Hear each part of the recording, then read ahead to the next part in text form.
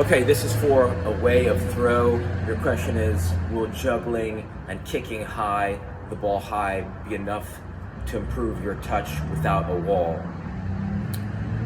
Yes, the answer is yes, definitely. And here are some more things that you could do to take your juggling practice to the next level. You want to start to incorporate different size balls.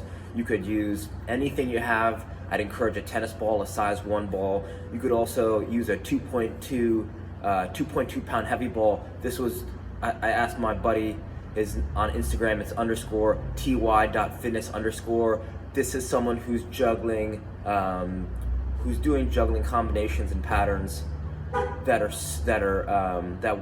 current national team players would struggle to do. So you want to check him out, check out his juggling patterns. He encouraged me to use a ball, a 2.2 pound heavy ball, and when you pair that with a lighter ball, the lighter ball is going to improve precision, the heavier ball is going to improve power, and combining those two things together,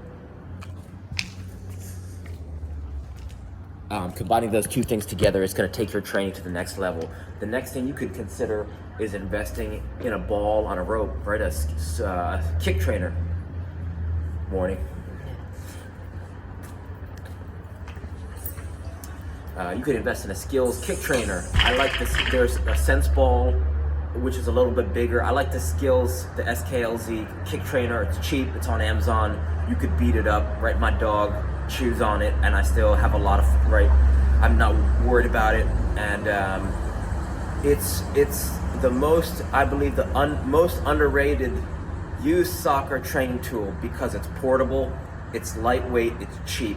Though that combination of those three things means you could bring it anywhere, you bring it everywhere you go, and training becomes, practice becomes a lifestyle and not just a chore or something you have to get out of the way. You can kind of develop this meditative aspect where you're getting into your breathing, you're getting to your awareness, and it's like a zen-like state of training. And I think this is something that a lot of people aren't talking about these days.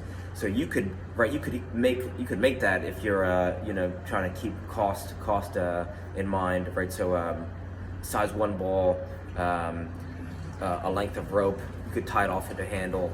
You want it to be the length from your hip, maybe a little shorter than your hip to your ankle, and that's something that maybe costs you less than 20 bucks to make.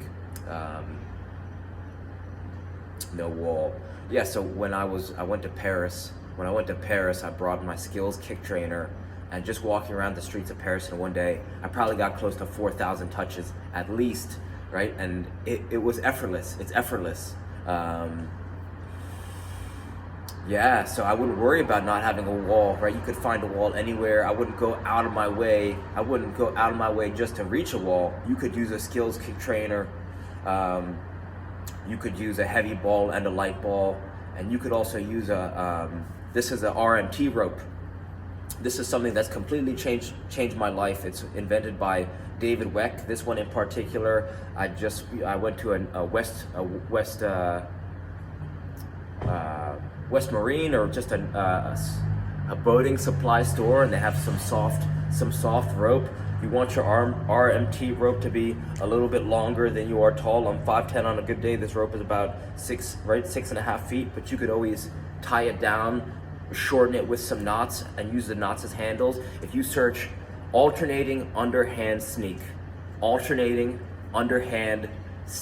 on YouTube, a tutorial, David Weck says this is the #1. If you could only learn one rope flow pattern, this would be it. It took me 2 days to learn, so if you don't get it right away, be patient. You will master it, and it'll be definitely worth your time. I noticed my passing, my shooting, my juggling, balance, timing, coordination, all improved with the use of this simple with a simple RMT rope. So I think this is something that is going to take your game to the next level. So try those things out.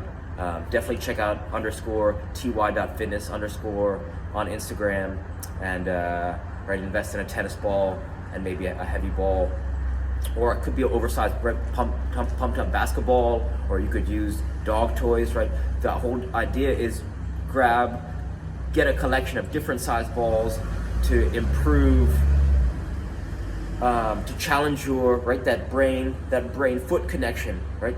Challenge your brain foot connection, and it's going to improve the quality of your training. So I hope some of these ideas help, and reach out for any questions. All right, thank you.